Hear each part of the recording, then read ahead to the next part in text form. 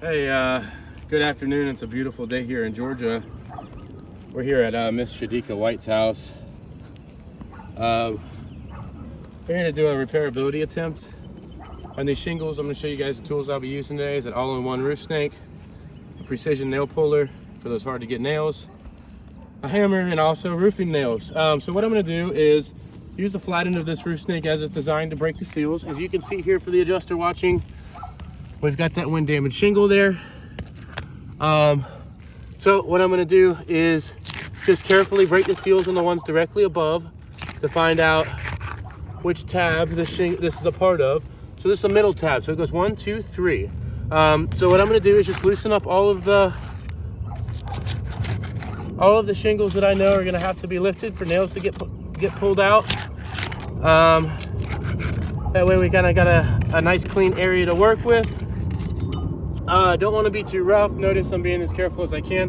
Now let's kind of get an area overview of just the area that we're working with. So we got a good before.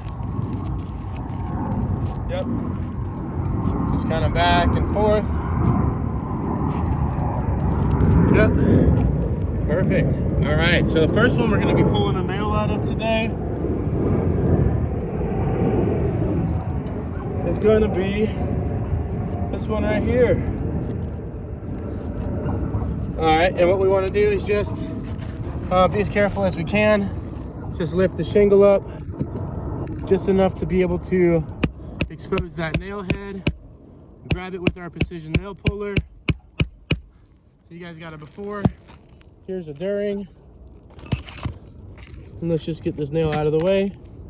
And we're gonna give it a couple taps, and now you have after. Now you can see pretty clearly on here where the shingle is actually cracked. The fiberglass matting is actually broken on it. And it's pretty clear to see up there at the top. So let's go on to the next one. All right, we'll get a good before that. Here's a during. Now I'm just gonna lift it just high enough. Notice I'm only at about 30 degrees, just enough to be able to grab this nail head, pull it out. Notice I'm not lifting up very high on these shingles. Give it a couple taps. So we got the before, we got the during, and wow, on this one you can really see it. So here's the after, so you guys can see the condition of that shingle. You can see where that fiberglass matting on that shingle is actually cracked, it's broken. All right, let's go on to the next one. Yep, we got to go before that. There's the during, just enough to be able to grab that nail head. And you can see that point of stress at the top where it's starting to lose those granules because that fiberglass matting is actually cracked. So I have to guess that if I give this a couple good taps and you follow my finger up here at the top, you can see pretty clearly where that shingle is actually damaged as well. The fiberglass matting is broken. All right, let's go on to the next one. Gonna go before, you got a during. All right, and it's gonna be this nail right here. Yep, there's your during. Just enough to be able to grab that nail. All right, we'll pull it out. Give it a couple good taps, and you can see up here at the top where this fiberglass matting on this shingle is actually cracked. It's broken as well, right? So that shingle is actually broken. So let's go on over to the next course. The second course for the adjuster watching, you know, there's two courses of nails in each shingle. We got the before, here's the during.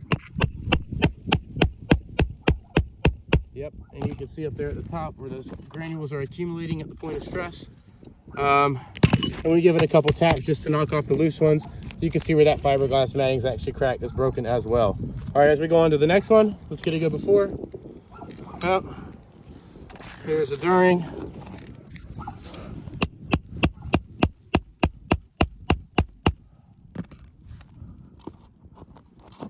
Just enough to be able to grab this nail head out. We'll give it a couple taps, just like in a brittle test, guys. We see now this one right here is actually already wind damaged. You can see that. You can see the creasing at the top. So we got the before.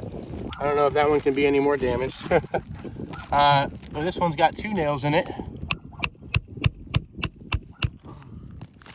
Oh, that one pulled through, and that one pulled through as well. So now what I'm gonna have to do is get up under these shingles and pull the nails out that way. But since they've pulled through, those shingles are now damaged as well, but it should just be pretty easy. It should just be out with the old And with the new, I'm just gonna clean up my area real quick, kind of do a visual underlayment inspection to see if it's holding any moisture. And it is, you can see right here, you can see the bubbling right here. You can kind of see the discoloration from where it's holding the moisture.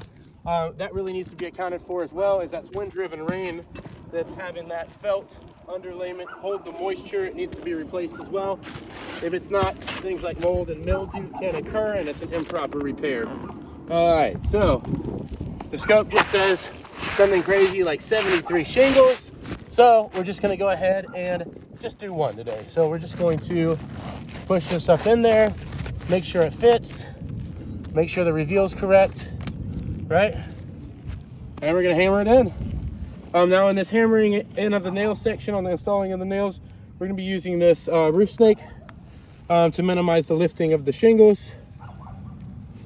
All right, I don't lose all my nails.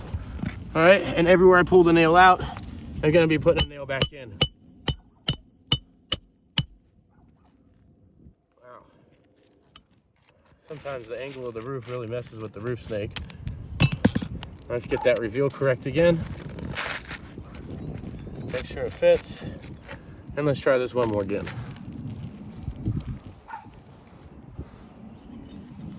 All right.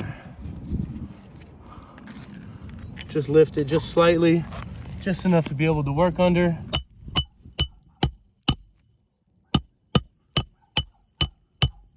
And we hammer it in, and we finish it off. All right, on to the next one. Hey, how's it going?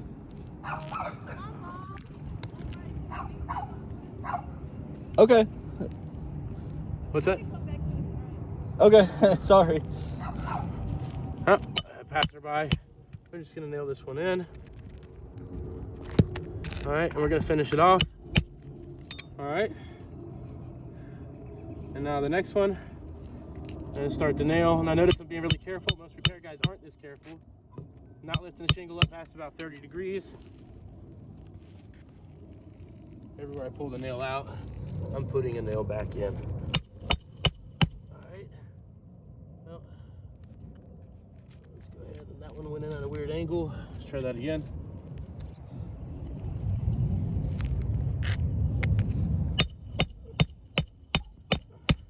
Just hammer that in. Drive it home. All right. Now we're up to the second course. Everywhere I pull the nail out, I'm putting a nail back in. There we go. Oh no. Oh, well, that's an operator error right there. But you can see the shingle just broke. Yep. All right. On to the next one. There we go. Let's go ahead and get the right angle on it. Sometimes this roof snake drives the nails in at a funny angle, so you gotta try it a couple times. All right, and then drive it home. And now for the last and final nail, we're going up under this one.